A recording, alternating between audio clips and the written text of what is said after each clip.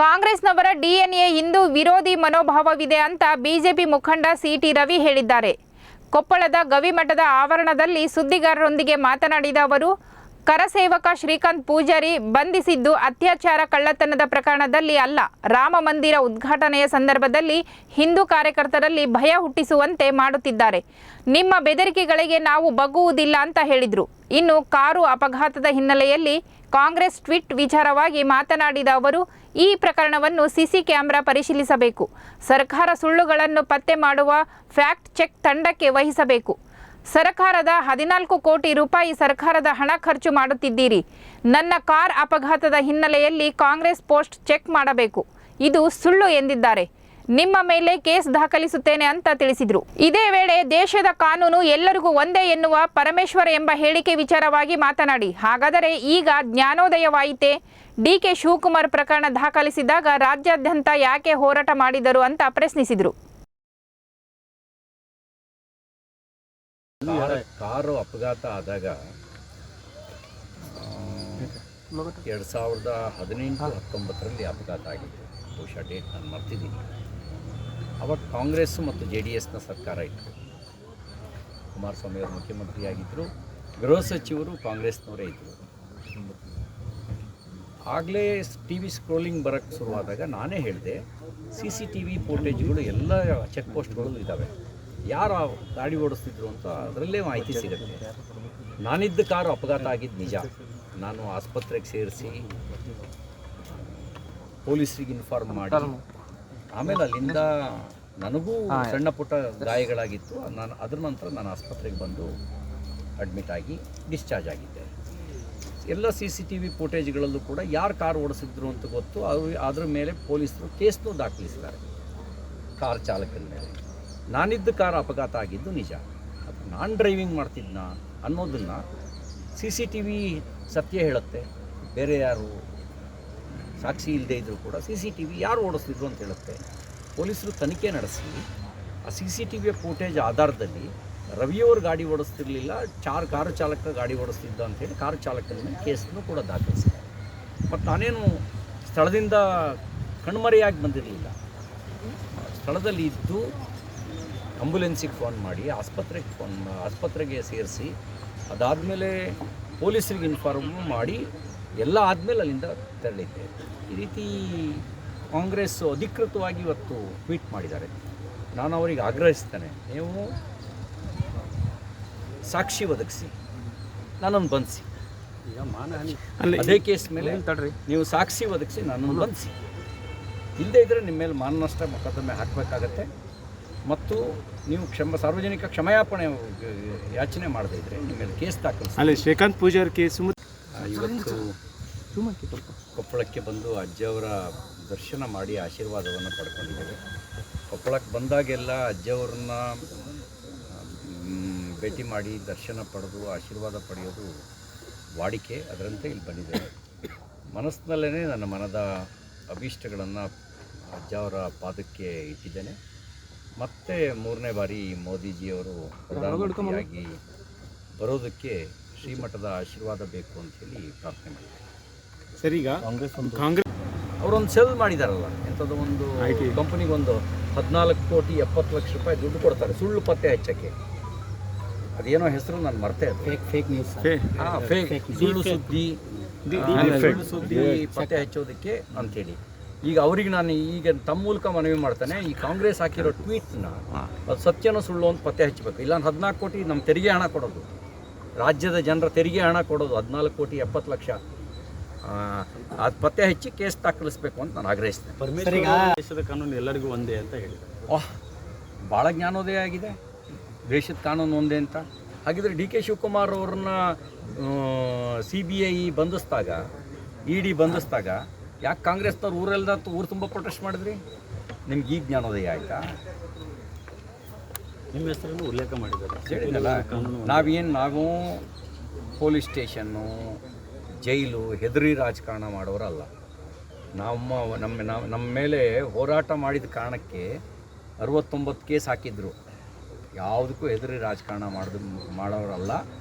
ನಾವು ಜನರಿಗೆ ಗೌರವ ಕೊಡ್ತೀವಿ, ಜನಾದೇಶಕ್ಕೆ ತಲೆ ಬಾಗ್ತೀವಿ. ಇವ್ರ ಬೆದರಿಕೆಗೆ ಹೆದರಿ ಕೂತ್ಕೊಂಡು ರಾಜಕಾರಣ ನಮ್ಮ ಹೋರಾಟವನ್ನು ಹತ್ತಿಕ್ಕಾಗಲ್ಲ. ಈ ಮೂಲಕ ನಮ್ಮ ಹೋರಾಟವನ್ನು ಹತ್ತಿಕ್ಕೋದಕ್ಕೆ ನಿಮ್ಮ ಕೈ ಸಾಧ್ಯ ಇಲ್ಲ. ನೀವು ಸಾರ್ವಜನಿಕ ಕ್ಷಮೆಯಾಚನೆ ಮಾಡದೇ ಇದ್ದರೆ ನಿಮ್ಮ ಮೇಲೆ ಕೇಸ್ ದಾಖಲಿಸ್ತೀನಿ, ನ್ಯಾಯಾಲಯಕ್ಕೆ ಬಂದು ಉತ್ತರ ಕೊಡಿ. ಎಲ್ಲೇ ಒಂದು ಕಡೆ ಮಾನಸಿಕವಾಗಿ ನಿಮ್ಮನ್ನು ಕುಗ್ಗಿಸುವಂಥ ಪ್ರಯತ್ನ ಕಾಂಗ್ರೆಸ್ ಮಾಡ್ತಾ ಈ ಥರದ ಪ್ರಯತ್ನನ ಹಲವಾರು ಸಾರಿ ಮಾಡಿದ್ದಾರೆ ನೋಡಿ. ಕಾರು ಅಪಘಾತವನ್ನು ನೆಪವಾಗಿಟ್ಕೊಂಡು CT ರವಿ ಕಾರು ಓಡಿಸ್ತಿದ್ದ, ಕುಡಿದು ಕಾರು ಓಡಿಸ್ತಿದ್ದ ಅಂತೆಲ್ಲ ಆರೋಪ ಮಾಡಿದ್ರು. ಈಗಲೂ ಸೋಷಿಯಲ್ ಮೀಡಿಯಾದಲ್ಲಿ ಹಾಕಬೇಕಾದ್ರೆ CT ರವಿ ಎಲ್ಲ OT ರವಿ ಅಂತೆಲ್ಲ ಹಾಕ್ತಾರೆ. ಆದರೆ ನಾನು ಹೇಗೆ ಜೀವನ ನಡೆಸ್ತಾ ಇದ್ದೀನಿ ಅಂತ ಅನ್ನೋದು ನನ್ನ ಹತ್ರ ಇದ್ದವ್ರಿಗೆ ಚೆನ್ನಾಗಿ ಗೊತ್ತಿದೆ. ಈಗೇನಾಗಿದೆ, ನಾವೆಲ್ಲವನ್ನೂ ಸಾರ್ವಜನಿಕವಾಗಿ ಹೇಳೋಕ್ಕಾಗದೇ ಇದ್ರು ನಮ್ಮ ಜೀವನವೇ ಸಂದೇಶನ ಕೊಡುತ್ತೆ ನಾವು ಹೆಂಗಿದ್ದೀವಿ ಅನ್ನೋದನ್ನು. ಹುಡುಕ ಎಷ್ಟು ಮಟ್ಟಿಗೆ ಇರ್ತಾನೆ, ಉಳಿದವ್ರು ಹೆಂಗಿರ್ತಾರೆ ಅನ್ನೋದು ಗೊತ್ತಿದೆ, ನಮ್ಮ ಹತ್ರದಿಂದ ನೋಡಿದವ್ರಿಗೆ ಗೊತ್ತಿದೆ. ಆದರೆ ಅವರು ಈ ಒಂದು ಕಾಂಗ್ರೆಸ್ನ ಈ ಒಂದು ನೀತಿ ಇದೆಯಲ್ಲ, ಇದು ಅವರ ಒಂದು ಮಾನಸಿಕ ದಿವಾಳಿತನಕ್ಕೆ ಸಾಕ್ಷಿಯಾಗಿದೆ. ರಾಮ ಮಂದಿರ ನಿರ್ಮಾಣಕ್ಕಾಗಿ ಕಳೆದ 4 ದಶಕಗಳಿಂದ ಭಾರತೀಯ ಜನತಾ ಪಾರ್ಟಿ, ಅದಕ್ಕೆ ಮುಂಚೆ ವಿಶ್ವ ಹಿಂದೂ ಪರಿಷತ್ತು, ಅದಕ್ಕೆ ಮುಂಚೆ ಹಿಂದೂ ಸಮಾಜ ನಿರಂತರವಾಗಿ ಹೋರಾಟ ಮಾಡಿಕೊಂಡೇ ಬಂದಿದೆ. ರಾಮ್ ಜ್ಯೋತಿ ಯಾತ್ರೆ ನಾವು ಮಾಡಿದ್ವ, ಕಾಂಗ್ರೆಸ್ನವ್ರು ಮಾಡಿದ್ರ? ನಾವೇ ಮಾಡಿದ್ದು. ಕರಸೇವೆಗೆ ಹೋಗಿದ್ದರಲ್ಲಿ ಕಾಂಗ್ರೆಸ್ನವ್ರು ಯಾರ ಕರಸೇವೆಗೆ ಬಂದಿದ್ರ? ನೀವೆಲ್ಲರೂ ನೋಡಿದ್ರ? ಸಿದ್ದರಾಮಯ್ಯನವರಾಗಲಿ, ಪರಮೇಶ್ವರರಾಗಲಿ ಅಯೋಧ್ಯೆಗೆ ಕರಸೇವೆಗೆ ಬಂದಂಥ ಅಥವಾ ಕರಸೇವಕರನ್ನ ಬೆಂಬಲಿಸಿ ಒಂದು ಹೇಳಿಕೆ ಕೊಟ್ಟಿದ್ದಾದರೂ ನೀವು ನೋಡಿದ್ರ? ಯಾರು ಕೊಟ್ಟಿದ್ರು? ಮಲ್ಲಿಕಾರ್ಜುನ್ ಖರ್ಗೆ ಅವ್ರು ಬಂದಿದ್ರಾ ಕರಸೇವೆಗೆ? ಯಾರು ಬಂದಿದ್ರು? ಸಿದ್ದರಾಮಯ್ಯನವ್ರು ಬಂದಿದ್ರಾ? ಅವರೆಲ್ಲ ಲೇವಡಿ ಮಾಡಿದವರು. ಗೋದ್ರಾ ಹತ್ಯೆ ನಡೀಬೋದು, ಹೋಗೋರಿಗೆ ರಕ್ಷಣೆ ಬೇಕು ಅನ್ನುವಂಥ ಏನಿರ್ಬೋದು ಅಂತ. ಹರಿಪ್ರಸಾದ್ರು ಬಹುಶಃ ಅವ್ರಿಗೆ ಬಾತ್ಮೀದಾರರಿದ್ದಾರೆ, ಅವ್ರನ್ನ ತನಿಖೆಗೊಳಪಡಿಸ್ಬೇಕು ಮತ್ತು ರಾಮಭಕ್ತರಿಗೆ ರಕ್ಷಣೆ ಕೊಡಬೇಕು ಮತ್ತು ಅವರಿಗೆ ಹತ್ತಿರದ ಬಲ್ಲ ಮೂಲಗಳಿಂದಲೇ ಮಾಹಿತಿ ಇದ್ದೇ ಹೇಳಿರ್ತಾರೆ. ಯಾಕೆಂದರೆ ಇಷ್ಟೊಂದು ಹಿರಿಯರು ಬೇಕಾಬಿಟ್ಟಿ ಹೇಳಿಕೆ ಕೊಡ್ತಾರೆ ಅಂತ ನಂಗೆ ಅನ್ಸೋದಿಲ್ಲ. ಉತ್ತರ ಪ್ರದೇಶದಲ್ಲಿ ನಿಮ್ಮ ಸರ್ಕಾರನೇ ಇದೆ, ಕೇಂದ್ರ ಸರ್ಕಾರ. ಹಾಗಾಗಿ ಅದು ಒಂದು ಮಾತೇನು ಅಂತಂದರೆ, ಅವರು ಮೊದಲು ಪೊಲೀಸ್ ಡಿಪಾರ್ಟ್ಮೆಂಟಿಗೆ ಇನ್ಫಾರ್ಮ್ ಮಾಡಬೇಕಿತ್ತು. ಅವ್ರ ಹತ್ರ ಮಾಹಿತಿ ಸಾರ್ವಜನಿಕವಾಗಿ ಹೇಳೋದು ತಪ್ಪು ಅಂತ ನಾನು ಹೇಳೋದಿಲ್ಲ. ಅದಕ್ಕಿಂತ ಮುಂಚೆ ಪೊಲೀಸ್ ಡಿಪಾರ್ಟ್ಮೆಂಟಿಗೆ ಇನ್ಫಾರ್ಮ್ ಮಾಡಬೇಕಿತ್ತು. ಈಗ ಪೊಲೀಸ್ ಡಿಪಾರ್ಟ್ಮೆಂಟ್ ಕೆಲಸ ಅವ್ರನ್ನ ಎನ್ಕ್ವೈರಿ ಮಾಡಬೇಕು, ಎಲ್ಲಿಂದ ಮಾಹಿತಿ ಬಂತು, ಯಾವ ಸಂಘಟನೆಗಳು ಈ ರೀತಿ ಗೋದ್ರಾ ಮಾದರಿ ಹತ್ಯಾಕಾಂಡ ನಡೆಸೋದಕ್ಕೆ ಸಂಚು ಮಾಡಿದ್ದಾವೆ, ಯಾವ ವ್ಯಕ್ತಿಗಳು ಅದರ ಹಿಂದ್ಗಡೆ ಇದ್ದಾರೆ, ಇದೆಲ್ಲವನ್ನೂ ಕೂಡ ತನಿಖೆಗೆ ಒಳಪಡಿಸಬೇಕು ಮತ್ತು ರಾಮಭಕ್ತರಿಗೆ ರಕ್ಷಣೆ ಕೊಡಬೇಕು. ಸಂರಕ್ಷಣೆ ಮಾಡೋದು ಬಿಜೆಪಿ ಕೆಲಸ. ದುರುದ್ದೇಶಪೂರ್ವಕವಾಗಿ ಕೇಸ್ ದಾಖಲಿಸೋದು ಕಾಂಗ್ರೆಸ್ ಕೆಲಸನಾ? ಹಿಂದೂ ಕಾರ್ಯಕರ್ತರನ್ನ ಟಾರ್ಗೆಟ್ ಮಾಡೋದು ಕಾಂಗ್ರೆಸ್ ಕೆಲಸನಾ? ಅಂದರೆ ಹಿಂದೂ ಕಾರ್ಯಕರ್ತರ ಮೇಲೆ ಸುಳ್ಳು ಮೊಕದ್ದಮೆ ಹಾಕೋದು, ಟಾರ್ಗೆಟ್ ಮಾಡೋದು ಕಾಂಗ್ರೆಸ್ ನೀತಿನಾ, ಕಾಂಗ್ರೆಸ್ ಕೆಲಸನಾ? ಎಲ್ಲದಕ್ಕೂ ಒಂದು ಕೊನೆ ಇದ್ದೇ ಇರುತ್ತೆ. ಈ ಥರದ ಕೆಟ್ಟ ನೀತಿಯ ಪರಿಣಾಮವಾಗಿಯೇ ಅತ್ಯಂತ ಪುರಾತನವಾದಂಥ ರಾಜಕೀಯ ಪಕ್ಷ 40-50 ಸೀಟು ಗೆಲ್ಲೋದು ಕೂಡ ಕಷ್ಟ ಅನ್ನೋ ಸ್ಥಿತಿಗೆ ಬಂದಿದ್ದು. ಇಡೀ ಉತ್ತರ ಪ್ರದೇಶದಲ್ಲಿ ಕಾಂಗ್ರೆಸ್ಸಿಗೆ 80 ಸೀಟಿಗೆ ದಕ್ಕಿದ್ದು 1 ಸೀಟು, ಇಡೀ ಕರ್ನಾಟಕದಲ್ಲಿ 28 ಸೀಟಿಗೆ MP ಸೀಟ್ ದಕ್ಕಿದ್ದು 1 ಸೀಟು. ಈ ಸರಿ ಅದು ಇರಲ್ಲ. ಅದು ಹಿಂಗೇ ಆಡ್ತಾ ಹೋದರೆ 1 ಸೀಟು ಉಳಿಯಲ್ಲ. ಸರ್, ಅವರು ಸೇಮ್ ಡೈಲಾಗ್ ಹೊಡಿತಾರೆ ಸರ್. ಅವ್ರು ಏನು ಹೇಳ್ತಾರೆ ಸರ್, ಇದೇ ರೀತಿ ಧರ್ಮದ ವಿಷಯದಲ್ಲಿ ಅವರು ಪದೇ ಜನರನ್ನ ಉದ್ರೇಕ ಮಾಡಿದ್ರೆ ಅವರಿಗೆ ಮುಂದಿನ ದಿನಗಳಲ್ಲಿ ಇವನು ಸೀಟ್ ಬರಲ್ಲ ಅಂತ ಅವರು ಅಂತಾರೆ. ಇದನ್ನೇ ಕೇಳ್ತೀನಿ, ನೀವು ಇದೇ ರೀತಿ ಮತಾಂಧತೆಯ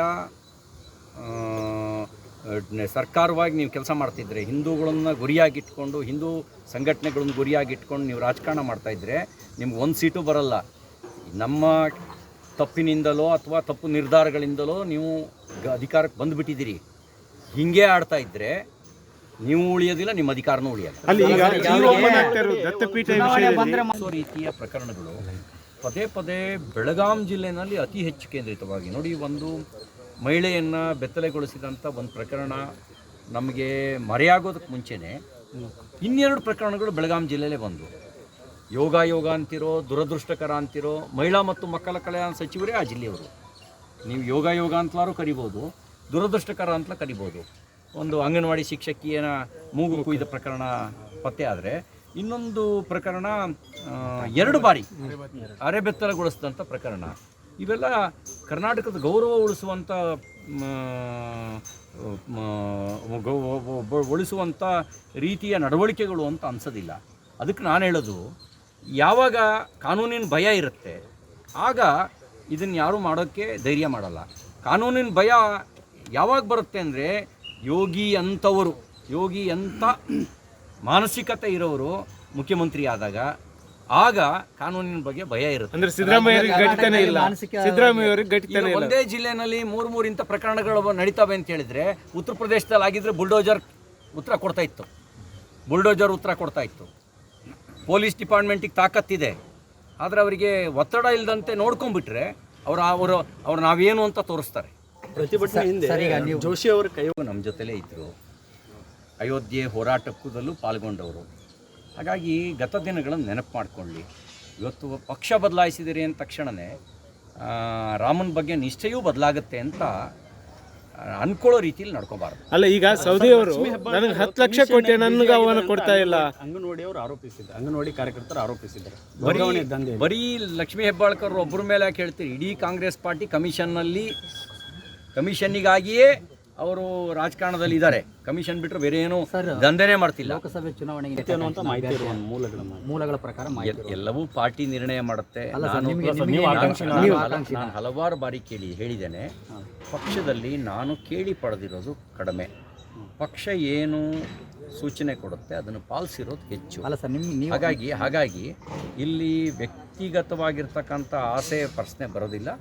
ಪಾರ್ಟಿ ಏನು ತೀರ್ಮಾನ ತಗೊಳುತ್ತೆ ಅದೇ ನನ್ನ ತೀರ್ಮಾನ. ರಾಮ ಚುನಾವಣಾ ರಾಜಕಾರಣಕ್ಕೆ ಬಳಕೆ ಆಗ್ತಾನೆ. ಅದೇ ರೀತಿ ಕೊಪ್ಪಳ ಜಿಲ್ಲೆಯಲ್ಲೂ ಕೂಡ ಅಂಜನಾದ್ರಿ ಕೂಡ ರಾಮ ಚುನಾವಣಾ ರಾಜಕಾರಣಕ್ಕೆ ಬಳಕೆ ಆಗಲ್ಲ. ರಾಮ ರಾಷ್ಟ್ರ ಕಟ್ಟುವ